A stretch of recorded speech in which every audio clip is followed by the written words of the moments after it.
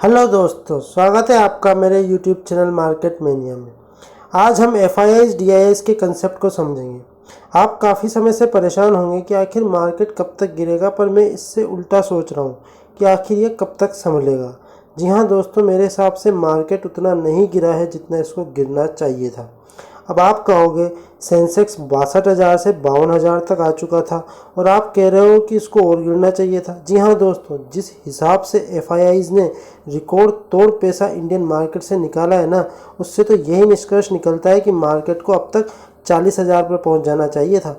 चलिए आपको FIIs के फिगर से समझाने की कोशिश करता हूँ। देखिए, FIIs ने इंडियन मार्केट में अक्टूबर 21 से पैसा निकालना शुरू किया था। अक्टूबर 2021 में 18,201 करोड़ रुपए, नवंबर 21 में 33,281 करोड़ रुपए, दिसंबर में 26,813 करोड़ रुपए और जनवरी 22 में 35,813 करोड़ रुपए FIIs ने इंडियन मार्केट से निकाले।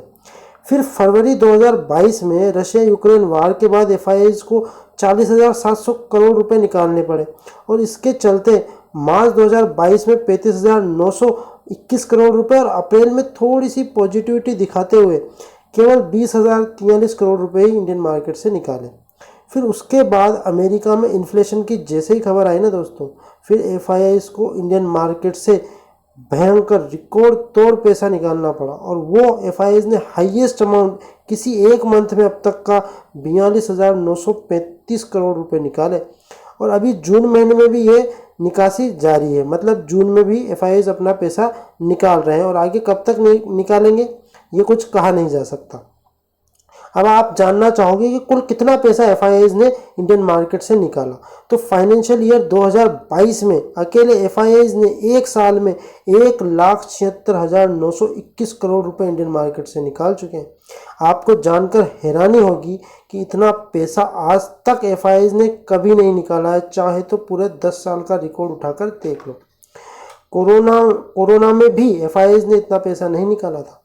जी हाँ दोस्तों, कोरोना में भी उन्होंने इतना पैसा नहीं निकाला था। अब आप कहोगे कि जब कोरोना में भी मार्केट में इतना पैसा FIIs ने नहीं निकाला, पर मार्केट तो बहुत ज़्यादा गिरा था, लगभग 40,000 से 25,000 तक पहुंच गया था, 40% की गिरावट हुई थी।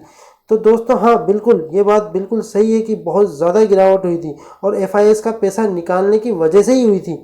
पर उस समय एक और चीज़ थी कि लोग उस समय तक म्यूचुअल फंड्स में इतना पैसा नहीं लगाते थे।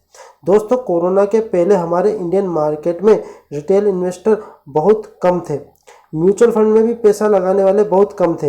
अब कोरोना के बाद लोगों ने FD से ज़्यादा म्यूचुअल फंड में इन्वेस्ट करना शुरू कर दिया है, SIP करने लगे और डीमेट अकाउंट भी बहुत ज़्यादा खुले हैं। कोरोना काल के बाद इतने खुले हैं कि आपको बता नहीं सकता मैं। तो इसी के चलते DIIs के पास बहुत ज़्यादा पैसा इकट्ठा हो गया।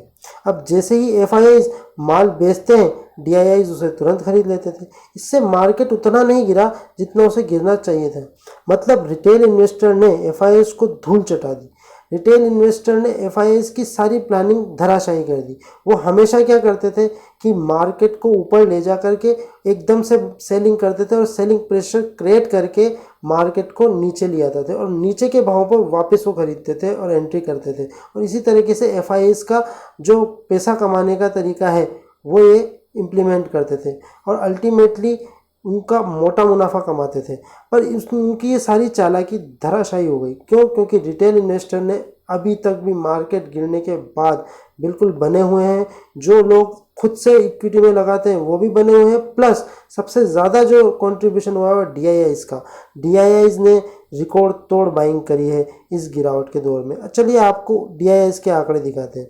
देखिए, जून 2021 से लेकर के जून 2022 तक, दिसंबर 2021 से लेकर के जून 2022 तक कंटिन्यूसली बाइंग करी। आप देख सकते हैं दिसंबर 2021 में 31,231 करोड़ रुपए उन्होंने निवेश करे, जनवरी 2022 में 21,928 करोड़, फरवरी 22 में 42,000 और मार्च में 39,677 करोड़ रुपए और अप्रैल में 30,842 और सबसे ज़्यादा मैसिव जिस मंथ में सबसे ज़्यादा गिरावट हुई और सेंसेक्स 52,000 तक गया, उस टाइम मई 2022 में 50,835 करोड़ रुपए का निवेश DIIs ने किया है। तो देखा आपने कि जब FIIs इंडियन मार्केट में शेयर्स बेच रहे थे तब DIIs उन्हें खरीद रहे थे। अब होता क्या है कि जब भी आपके शेयर्स में सेलिंग के साथ साथ बाइंग भी होती रहेगी, तो जो शेयर्स की प्राइस है वो स्टेबल हो जाती है। और यही इंडियन मार्केट में हुआ, मतलब ज़्यादा गिरावट नहीं आई, 10 से 15% का करेक्शन हुआ इतनी सेल ऑफ करने के बाद भी, एफआईआईज़ की इतनी सेल ऑफ करने के बाद भी मात्र 10 से 15%, मतलब ये 52,000 तक मिनिमम गया है अभी तक सेंसेक्स, इससे ज़्यादा नहीं गिरा, मतलब 62,000 से 52,000 तक, ज़्यादा गिरावट नहीं हुई है। कंपेरेटिवली अगर देखा जाए जिस हिसाब से एफआईआईज़ ने पैसा निकाला है, ये 40,000 तक पहुंच जाना चाहिए था दोस्तों, पर फिर भी नहीं गिरा। क्यों? क्योंकि डीआईआईज़ ने भर भर के पैसा उठाया।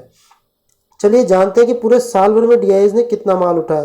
तो आप जानकर चौंक जाओगे कि फाइनेंशियल ईयर 2022 में डीआईआईज़ ने अकेले 1,88,842 करोड़ रुपए का माल उठाया और 2021 में 94,574 करोड़ का, मतलब एफआईआईज़ ने जितना माल बेचा ना, उससे ज़्यादा तो डीआईआईज़ ने माल उठा लिया दोस्तों, इंडियन मार्केट को औंधे मुंह गिरने से बचा लिया। तो दोस्तों जब एफआईआईज़ वापस इंडिया में निवेश करने लगेंगे ना, तब आप सोच सकते हो कि इंडियन मार्केट कहाँ जाने वाली है। देखिए यही होता है मार्केट में पेशेंस रखने का नतीजा।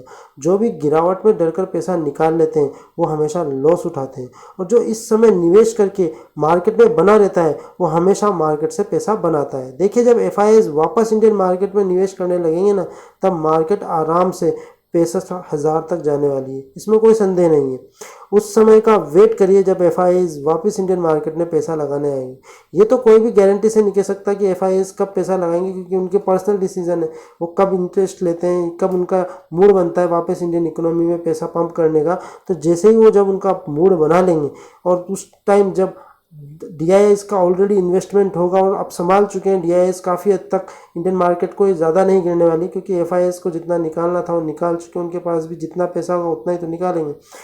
तो अब उनको पैसा वापस इंडियन मार्केट में पंप करना है, आज नहीं 1 महीने बाद, 1 नहीं 2 महीने बाद उनको वापस से आना ही है। तो अभी ये निवेश का सबसे सही समय है। डीआईआईज़ भी बहुत बुलिश है और आपको डीआईआईज़ को फॉलो करना चाहिए, पर एक बात का ध्यान हमेशा रखना, पैसा अच्छी और फंडामेंटल स्ट्रॉन्ग कंपनी में ही लगाना, किसी भी एरी गेरी कंपनी में पैसा मत लगाना, क्योंकि एफआईआईज़ और डीआईआईज़ किसी भी एरी गेरी कंपनी में पैसा नहीं लगाते। वो फंडामेंटल एनालिसिस भी करते हैं और प्रॉपर उनका जो है पूरा का पूरा एनालिसिस करके ही पैसा इन्वेस्ट करते हैं। तो मैं आपको बस यही सलाह देना चाहूँगा कि आप निवेश करिए, पर सबसे पहले अपने फाइनेंशियल एडवाइज़र की भी सलाह लें और प्रॉपर्ली अपने खुद से भी एनालिसिस करके उन्हीं स्टॉक्स में पैसा लगाएं जो कि आपको लगता है कि इनका फ्यूचर में फंड काफ़ी अच्छी ग्रोथ होने वाली है। तो अगर वीडियो पसंद आई हो तो वीडियो को लाइक, शेयर एंड सब्सक्राइब करना ना भूलें। Thanks for watching this video.